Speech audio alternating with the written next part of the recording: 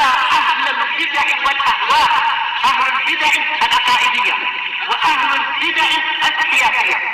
أنا أقول بيننا وبينكم السلف، بيننا وبينكم الكتب، كان فيقول البدع بيننا وبينكم. Bismillahirrahmanirrahim. Qala Imam Al-Bukhari rahimahullahu ta'ala, Al-Babu Samanun, Babul Khawkhati wal Mamarri fil Masjid. Bab khawkhah. Khawkhah adalah jalan kecil. Biasanya apa? Menghubungkan antara rumah dengan masjid. Wal mamar, tempat berlalu, tempat lewat di masjid.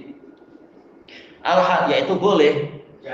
Iya, ada jalan kecil. Masing-masing orang membuat jalan ke masjid. Hukum asalnya boleh.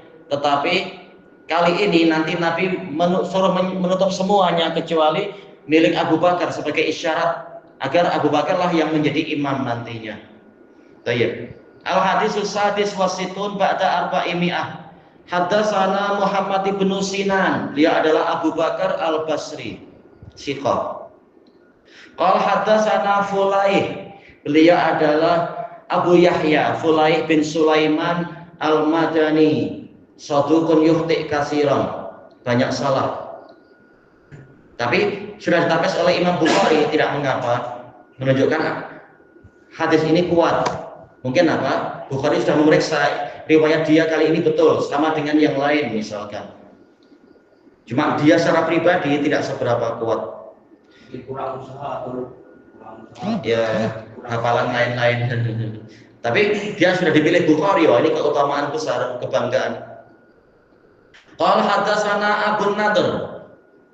Abu Nadr namanya Salim bin Abi Umayyah Al-Madani, Siqah.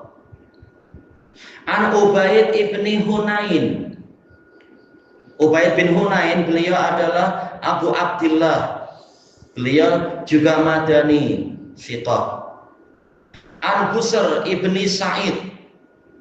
Busr bin Sa'id belum diketahui kunyahnya, wallahu a'lam. Beliau Madani. Busr bin Sa'id, beliau tabi'iyun Madani. Hadisnya tidak seberapa banyak. An Abi Sa'id al-Khudri, yaitu Sa'ad bin Malik bin Sinan Al-Khazraji Al-Madani, ia sahabat.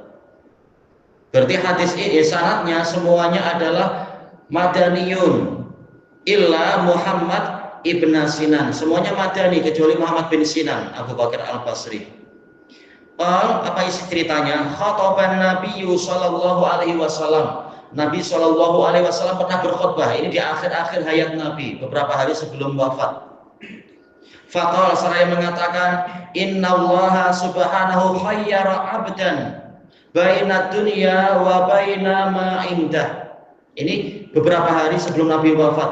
Nabi bercerita, sesungguhnya Allah Subhanahu telah memberikan pilihan kepada seorang hamba, apakah dia memilih dunia, yaitu dipanjangkan umurnya dengan mendapatkan kesenangan dunia, atau memilih apa yang di sisi Allah, yaitu diwafatkan sudah gembira dan tentram, bahagia di sisi Allah Ta'ala. Fakhtara ma indallah, maka dia memilih apa yang di sisi Allah. Ini yang diucapkan dalam hadis Aisyah radhiyallahu anha. Tayyib, innallaha ta'ala idza arada an yaqbida nabiyya khayyarahu baina dunya wa baina ma indah. Nabi mengatakan, sesungguhnya jika Allah ingin mewafatkan seorang nabinya, maka Allah memberikan pilihan, apakah memilih dunia ataukah memilih di sisi Allah. Kalau memilih dunia, maka akan dipanjangkan lagi umurnya dan melanjutkan tugas untuk berdakwah dan seterusnya, tidak disalah-salahkan. Dua-duanya baik. Ya, tapi Nabi Muhammad memilih apa yang di sisi Allah. Merasa cukup, sudah cukup dengan dakwah 23 tahun. Ada Nabi Musa didatangi oleh malaikat maut. Betul. Lepas itu malaikat maut itu ditunggu. Betul. Itu sahih. Hadis muttafaqun alaih. Hadis Abi Hurairah. Sampai terjabuk matanya berjumpa. Iya, Bukhari Muslim. Karena waktu itu beliau datang sebagai wujud sebagai wujud manusia. Datang tidak minta izin, langsung mengatakan salim nafsak, serahkan dirimu. Nabi Musa ya Hukum syariat, hukum Taurat, bahkan hukum Islam, gimana orang masuk tanpa izin, suruh kita nyerahkan nyawa. Nabi Musa membela diri.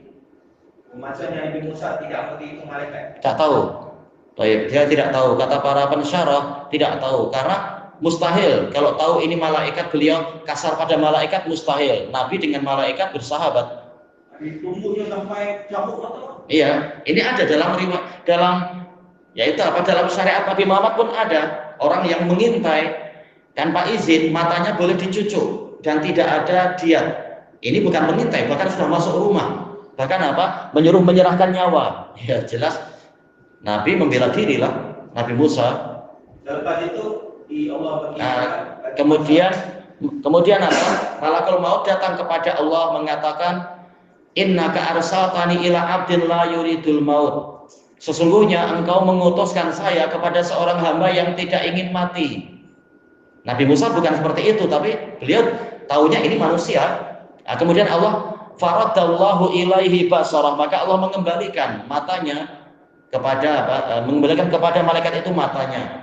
Kemudian Allah menyuruh malaikat maut datang lagi mengatakan, perintahkan kepada Musa untuk meletakkan tangannya di permukaan kulit lembu.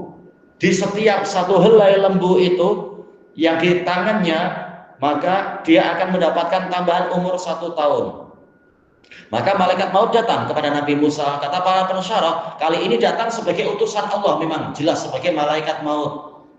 Maka ya jelas tak mungkin Nabi Musa kemudian bersikap kasar, kemudian menyuruh untuk melakukan itu.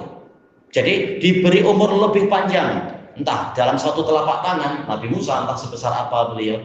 Ada berapa ratus atau berapa ribu itu bulu-bulu. Setiap satu bulunya nilainya 1 tahun. Iya. Nabi Musa bertanya, summa madza? Setelah ini lalu apa? Maka malakul maut mengatakan al-maut. Setelah ini tetap Anda akan mati. Maka Nabi Musa mengatakan al-an. Saya ingin sekarang saja.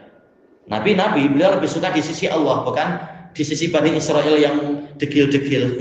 Maksudnya sekarang tak sampai lama tu lah. Beliau tak mau tambah-tambah lagi, dah cukup dah. Walaupun belum sampai masuk ke Baitul Maqdis, sudah susah sekali ngurus Bani Israel.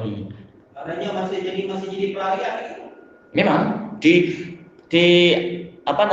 sebelum 40 tahun di lembah Taif itu, beliau ingin segera saja kembali kepada Allah ketika malakul maut datang. Pelarian Myanmar, macam Gaza. Iya lah. Semua barang-barangan menjadi betul, diatur susah. Susah itu. Dilarang sana sini malah demonstrasi atau apa. Ya kita lanjutkan. Pukulan Nabi Musa kuat. Memang, masya Allah. Macam hari ini. Orang Egypt dipukul langsung mati. Padahal nggak berniat membunuh. Gimana kalau niat betul-betul? Batu dipukul aja sampai ada bekas-bekasnya. Dalam hadits Abi Hurairah itu kuat sekali. Kemudian Nabi Muhammad bercerita, beliau memilih apa yang di sisi Allah. Tapi Nabi Muhammad tak menyebut itu saya. Cuma ada seorang hamba. Fabaka Abu Bakrin radhiyallahu anhu. Maka Abu Bakar radhiyallahu anhu menangis. Faqultu fi nafsi. Dalam riwayat yang lain Abu Bakar mengatakan, apa itu? Nufdika bi abaina wa ummahatina. Kami ingin menebus Anda dengan ayah-ayah kami dan ibu-ibu kami. Yaitu kami rela mengorbankan semua dengan harapan Anda tetap di sini dengan kami. Beliau menangis, tahu waktunya sudah dekat untuk Nabi Muhammad itu kembali. Maka ketika Abu Bakar menangis, banyak orang tak paham kenapa dia menangis. Faqultu fi nafsi, kata Abu Sa'id, saya berkata dalam diri saya sendiri. Dalam riwayat yang lain, orang lain pun bertanya, ada apa dengan syekh ini menangis? Ma yubki hadza syekh. Ini Abu Sa'id pun seperti itu. Apa yang membuat bapak tua ini menangis? Iyakunillahu khayyara adan baina dunya wa baina ma inda fakhtara ma indallah. Apa yang membuat bapak tua ini menangis? Jika Allah memberikan pilihan kepada seorang hamba antara dunia dengan apa yang di sisi Allah, lalu dia memilih di sisi Allah. Biasa, ya semua mukmin kalau ditanya jelas jawabannya gitu kan. Kau milih dunia, kau milih Allah. Oh, saya milih Allah. Lalu kenapa Abu Bakar menangis? Dia tak paham, belum paham apa yang dipahami oleh Abu Bakar. Abu Bakar paham apa maksudnya Nabi. Fakana Rasulullah Shallallahu Alaihi Wasallam huwal abd. Ternyata Rasulullah Shallallahu Alaihi Wasallam itulah hamba Allah yang diberi pilihan. Wa kana Abu Bakar a'lamana. Abu Bakar adalah orang yang paling berilmu dari kami, paham takwil dari kalimat Nabi itu, yaitu Nabi tidak ingin untuk berlama-lama di dunia. Nabi ingin segera kembali pada Allah. Nah, Abu Bakar sedih adanya perpisahan itu. Faqal, maka Nabi Muhammad ketika melihat tangisan Abu Bakar dan kalimat Abu Bakar mengatakan, ya Abu Bakar la tabki. Wahai Abu Bakar, janganlah engkau menangis. Inna amannan nasi alayya, sesungguhnya orang yang paling berjasa kepadaku, paling banyak minnah fi suhbatihi wa malih, di dalam persahabatannya dan hartanya, Abu Bakar adalah Abu Bakar. Nabi memuji, boleh memuji orang di hadapan orang itu, asalkan apa, yakin orang ini tidak akan terfitnah dengan pujian macam itu. Nah, Nabi ingin menunjukkan keutamaan Abu Bakar di hadapan para sahabat agar mereka tidak bingung-bingung mencari pengganti Nabi nantinya dan seterusnya. Ini isyarat. Walau kuntu muttakhidan khalilan min ummati lattakhadtu Abu Bakar. Seandainya aku mengambil kekasih dari umatku, niscaya aku mengambil Abu Bakar. Walakin ukhuwatul islami wa mawaddatuh, tetapi yang ada adalah persaudaraan Islam dan kecintaan dalam Islam. Dalam riwayat yang lain, walakin Allah qad ittakhadhani khalilan kama ittakhadha Ibrahim khalila. Tetapi Allah telah mengambilku sebagai kekasih sebagaimana Allah mengambil Ibrahim sebagai kekasih. Nah, kemudian Nabi memberikan instruction, la yabqayanna fil masjidi babun illa sud. Tidak boleh tersisa di masjid satu pintu pun kecuali ditutup. Maksudnya pintu-pintu yang menghala ke sekian banyak rumah, maksudnya. Illa babu Abi Bakrin, kecuali pintu Abu Bakar. Dijelaskan oleh Al-Hafidh, yaitu Abu Bakar sebagai imam. Kita tahu imam perlu akses yang paling cepat, jangan malah susah. Makanya yang lain-lain tak mengapa pintu ditutup, lewat pintu yang paling besar. Untuk Abu Bakar, pintu yang paling dekat biar terbuka, biar dia senang lewat situ. Ini menunjukkan boleh imam itu memiliki pintu khusus, tidak seperti pintu orang-orang yang lain, agar mudah keluar masuk, mudah menyelesaikan ini dan itu. Terutama mungkin kalau perlu buang air atau ingin wudhu lagi, kalau harus lewat pintu luar nanti harus berpusing, tempatnya jauh. Tapi kalau ada pintu khusus langsung ke bilik air atau apa, itu sangat membantu. Nah, ini isyarat bahwasanya Abu Bakar lah yang akan menjadi imam sepeninggal Nabi Shallallahu Alaihi Wasallam. Tayyib, ilahuna wallahu a'lam. Nabi ini ada tangga Di luar masjid. Tentunya di luar, jelas. Aisyah mengatakan waktu itu belum ada toilet di rumah-rumah. Nah, kemudian baru dibuat setelah apa? Setelah Nabi wafat, sudah makin bagus ekonomi dan sebagainya, dibuat banyak-banyak. Cuma di masjid di luar di sebelah mana, wallahu a'lam. Ataukah langsung ke rumah Abu Bakar, rumah yang dekat, mungkin. Tidak ada diceritakan dalam hadis yang tanda-tanda misalnya. Tak disebut dalam hadis yang sahih. Ini ijtihad kembali.